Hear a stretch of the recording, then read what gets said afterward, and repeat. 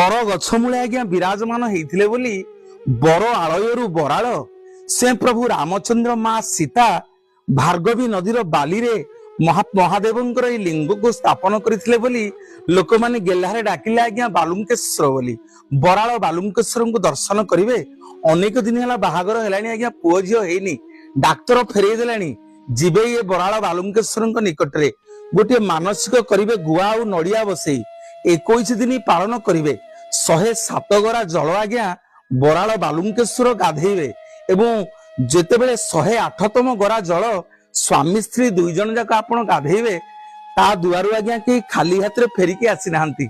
आठगड़ रजांकर झियो को पुओ करि देइथिले बराल बालुंकेश्वरंकर ए वज्र विभूति आपण माने सुनिले आश्चर्य होबे। कैंसर रोग रे लोक पीड़ित होई डाक्तर माने फेरई दियंती जाहाकू ए बाबा बराल बालुंकेश्वर पाखरे आपण माने गुआ नड़िया बसई 108 गरा जल जदि अभिषेक करिवे ताहाले बाबा बराल बालुंकेश्वर आपणकर सबु रोग को निराकरण करिदेबे। अपुत्रिक आज्ञा पुत्र लाभ करूछंती। आपण देखिए बराल बालुंकेश्वर पाखरे पुओ झियो हबा पई बहुत भक्त माने हजार हजार संख्यारे जानती एठी गुआ और नड़िया स्थापन करती। गुआ नड़िया स्थापन कले बाबा बराल बालुंकेश्वर कोलपूर्ण करती पुओटीए झियोटीए।